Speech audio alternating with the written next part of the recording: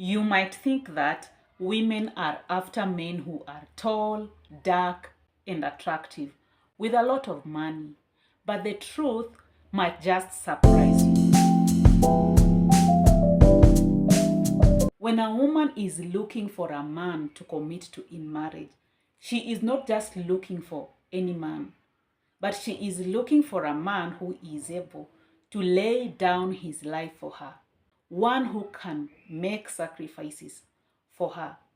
This is clear in the scripture that husbands need to love their wives, or a husband needs to love his own wife just as Christ loved the church and laid down his life for her. He also needs to love his own wife as his own body and take care of her just as he takes care of himself, just as he takes care of his own body. That is the first thing that she is looking for. Does he have the capacity to take care of himself? Then if he can take care of himself, then he is capable of taking care of her. But she cannot commit herself to a man who is not in a position to take care of himself in the first place. So the first sign or quality that she is looking for is the capacity of this man to take care of himself. And the way he is taking care of himself should be in a way that shows that he really loves himself.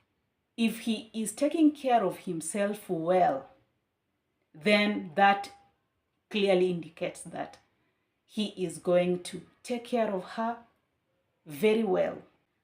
And that is what this woman is looking for. She might not come out clearly and admit that that is what she is looking for, or she might not even have the clarity of what exactly she is looking for in a man when she is ready to be married. But in the hindsight, that is embodied in her. God has created her in a way that she has got these expectations rooted in her system, that she wants or she needs a man who will show up for her. Laying down for her has a price. When a woman is looking for an ideal man for marriage, she is looking for a man who is a protector, a man who is capable of showing strength for her, who will show a sense of security for her, and to just be there to defend her. She is also looking for a provider. When I talk about a provider, what I really mean here is that this man should be a hard worker, a strategizer, and a planner. A woman is looking for that kind of a man. It's not about monetary and material provision. She is also looking for a man who can create a good environment for her to thrive.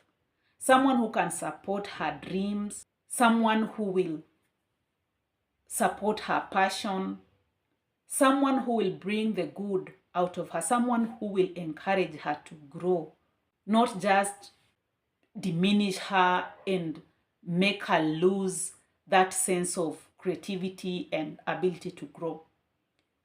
She is also looking for a prophet. A prophet is someone who is a vision bearer and who can see into the future for the relationship and for this marriage. Someone who can look at, for example, the future of family finances and the future of the children and predict the possibility of the good and the bad and come up with ideas how to avoid the bad or how to get through the bad and how to also harness the goodness that is coming so that it can grow this relationship, it can grow this family. So this man has to have the capacity to play a role like a prophet, a prophetic role, to have a vision for the future of this relationship and for the family. She is looking for a man who is a priest of the home, a man who is capable of growing the spiritual standards of the relationship and of the family, someone who will support her spiritual growth, someone who will support her faith, someone who will challenge her faith as well, so that she can be in a position to grow. And in this case, it does not mean that she is just there waiting for this man to be able to do all these things. But she is looking for this man who will make it easier for her in terms of her spiritual growth, in terms of meeting her needs, in terms of her security. Just someone who will make it easier for her. Of course, we have got single women, don't we? We have them. They are living and they are thriving. But for the fact that a woman is looking for this man to come into her life, it is not because she cannot really survive on her own. When it calls for her surviving alone, she can. But she needs this man because she knows clearly that there is that which God has put into this man that can complement her and make her life a little bit more easier. Like the nature of the strength in providing protection. It is something that is inbuilt in men. And for sure, it can truly make things easier for her. The ability to be so deeply passionate, to look for resources and to grow resources and to provide. It is not that she cannot also look for resources and provide for herself, but that is something that is so much inbuilt into men. Men really are people who put a lot of value in work. It is something that God has put in them. Like when it means to work, they can really go an extra mile in terms of just putting their heads down to look for provision. So when he comes, he will complement her.